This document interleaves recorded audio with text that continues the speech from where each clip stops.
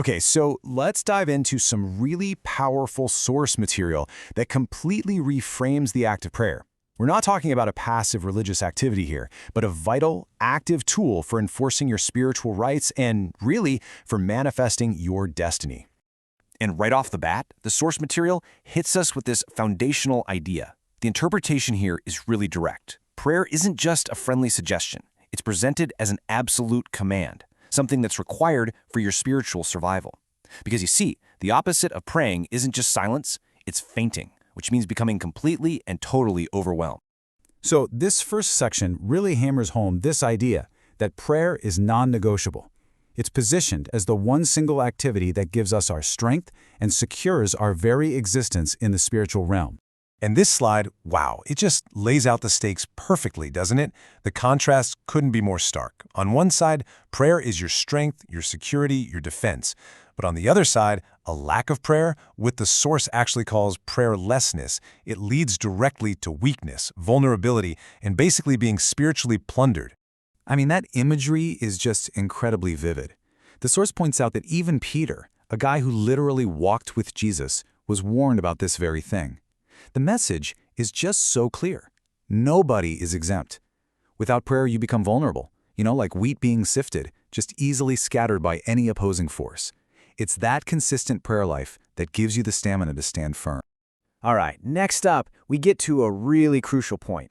That's the bedrock for everything else, the legal foundation that gives prayer its power. And this idea, it completely reframes the entire concept of what we're even praying for. And here it is, the crucial shift in thinking. Prayer is not a petition from a place of weakness. No, it's a declaration from a position of authority. The goal isn't to try and convince God to act, but to enforce a victory that has already been legally secured for you. So where does that authority come from? Well, this timeline shows the legal basis. According to the source, 3 key spiritual transactions happened on the cross that changed everything. They dealt with our internal nature, the external enemy, and our direct access to God, which created an entirely new reality for us to operate in. So here's the bottom line. The enemy no longer has any legal authority over a believer. Any attempt to oppress you is, for all intents and purposes, trespassing. So what is prayer in this context? Well, it's how you enforce the spiritual restraining order. It's you standing up and declaring, hey, you have no legal right to be here. Okay, so if we have this amazing legal right, how does that translate into specific, powerful actions? If prayer is our enforcement tool, what exactly are we enforcing? Let's get into it. The source material breaks it down into 4 primary functions, and this is what transforms prayer from some vague ritual into a dynamic set of spiritual tools. Each one has a very specific purpose. Let's break them down. The first purpose of prayer is something the source calls spiritual legislation. The analogy is actually pretty simple. You are the lawyer for your own life. You step into a kind of spiritual courtroom, and you use prayer to make demands for what is already legally and rightfully yours. The second reason is something called transfiguration. The idea is that prayer causes the glory of God that's already inside you to start showing up on the outside. And as you can see here, it takes you way beyond your natural talents and your credentials, things that people can compare and limit.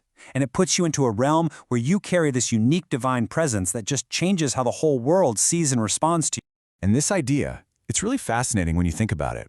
It suggests that the spiritual substance that you carry, this glory, is way more impactful than any physical credential or title or even appearance you could ever possibly have.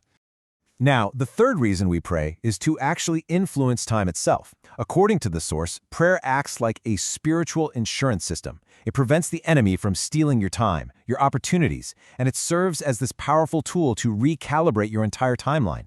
This story is a perfect illustration of the 2 ways this can work. On one hand, prayer can bring your future closer to you. It basically collapses time. But on the other hand, it can grant you supernatural speed, allowing you to outpace all the natural limitations and reach your destiny so much faster. The source describes mountains as more than just everyday problems. No, they're specific spiritual forces that have been intentionally placed in your path to hinder your progress and slow you down. And prayer is presented as the one tool that is specifically designed to get them out of your way. And this really brings it home, doesn't it? It makes it personal. The point is these hindrances, these blockades to your progress, they will simply stay right where they are until they are directly addressed and commanded to move through the act of prayer. So, if prayer is this powerful, if it's a tool for legislation, for transfiguration, for moving mountains, then what should the act of praying actually look and feel like? Well, the source is absolutely crystal clear on this point. This is not a passive, sleepy activity. It is warfare. It is spiritual legislation. It requires the focus and the intensity of a lawyer fighting a critical case in court. It has to be deliberate, heartfelt, and full of energy. In this quote, it just gets right to the heart of the mindset you need. You can't be fighting for your rights and be careless about it. The stakes, your destiny, your progress, they're just way too high for a casual approach. And this brings us to our final and maybe the most important question of all. What's the ultimate purpose of mastering this tool? What's the end goal of all this intense, focused prayer? Here's the ultimate takeaway. Prayer is a tool for excavation. It's the process of digging up and bringing to the surface all the potential that has already been placed inside you.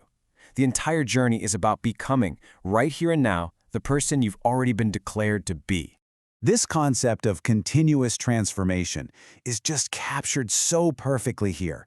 A consistent life of prayer means you are constantly evolving, you're manifesting more glory, and you're moving from one level to the next, becoming a more realized version of yourself every single day. And so this leaves us with a really powerful challenge, one that reframes our entire perspective. Your destiny isn't something you just hope for one day. It's something that is already legally available to you.